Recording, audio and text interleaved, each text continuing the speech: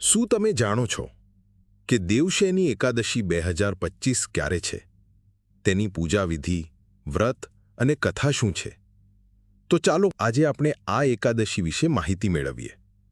આ એકાદશી રવિવાર એટલે કે 06 જુલાઈ 2025ના દિવસે છે. એકાદશી તિથિનો પ્રારંભ 5 જુલાઈ 2025ના રોજ સાંજે 6:58 થી લઈને 6 જુલાઈ 2025 રાત્રે 9:14 સુધી રહેશે. હવે આપણે આ એકાદશીનું મહત્વ શું છે તે વિશે માહિતી મેળવીએ. દેવશયની એકાદશી વર્ષની સૌથી મહત્વપૂર્ણ એકાદશીઓમાંની એક છે. અષાઢ મહિનાના શુક્લ પક્ષની 11ને દેવશયની એકાદશી કહેવામાં આવે છે.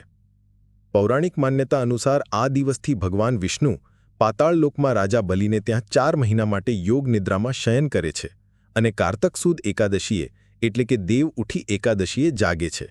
આ કારણે જ આ એકાદશીને દેવશયની કહેવાય છે.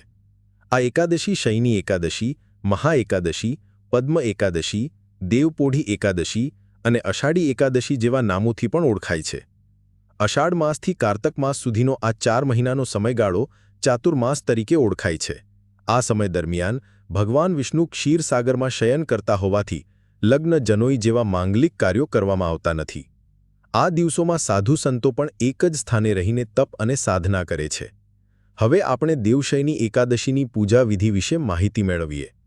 આ વ્રત સ્ત્રી અને પુરુષ બંને કરી શકે છે. આખો દિવસ ઉપવાસ રાખી ભગવાન વિષ્ણુનું સ્મરણ કરવું.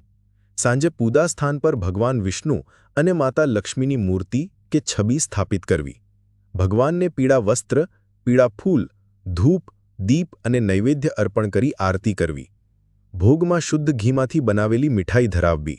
આ દિવસે વિષ્ણુ સહસ્ત્ર નામનો પાઠ કરવો અત્યંત ફળદાયી માનવામાં આવે છે. હવે આપણે દેવશયની એકાદશીની વ્રત કથા સાંભળીએ. કહેવાય છે કે સતયુગમાં માંધાતા નામના એક ચક્રવર્તી સમ્રાટ હતા. તેમના રાજ્યમાં એકવાર સળંગ 3 વર્ષ સુધી વરસાદ ન પડ્યો, જેના કારણે ભયંકર દુષ્કાળની સ્થિતિ સર્જાઈ. પ્રજાજનો પીડાથી ત્રસ્ત થઈને રાજા પાસે મદદ માટે પહોંચ્યા. પ્રજાનું દુઃખ જોઈને રાજા પણ ચિંતિત થયા. તેઓ આ સમસ્યાના નિવારણ માટે અંગિરા ઋષિના આશ્રમમાં પહોંચ્યા. રાજાએ ઋષિને પ્રણામ કરીને કહ્યું, હે મુનિવર, મેં હંમેશા ધર્મનું પાલન કર્યું છે.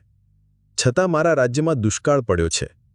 પ્રજાનું કષ્ટ મારાથી જોવાતું નથી. કૃપા કરીને આ સંકટમાંથી ઉગરવાનો કોઈ ઉપાય બતાવો. ત્યારે અંગિરા ઋષિએ કહ્યું, હે રાજન, તમે અષાઢ મહિનાના શુક્લ પક્ષની એકાદશીનું વિધિવત વ્રત કરો. ભગવાન વિષ્ણુની કૃપાથી તમારા રાજ્યમાં અવશ્ય વરસાદ થશે. ઋષિના કહ્યા અનુસાર રાજાએ રાજધાની પાછા ફરીને સર્વ પ્રજાજનો સાથે દેવશયની એકાદશીનું વ્રત કર્યું. તે વ્રતના પ્રભાવથી રાજ્યમાં મુશળધાર વરસાદ થયો અને દુષ્કાળ દૂર થતાં ચારે બાજુ આનંદ છવાઈ ગયો.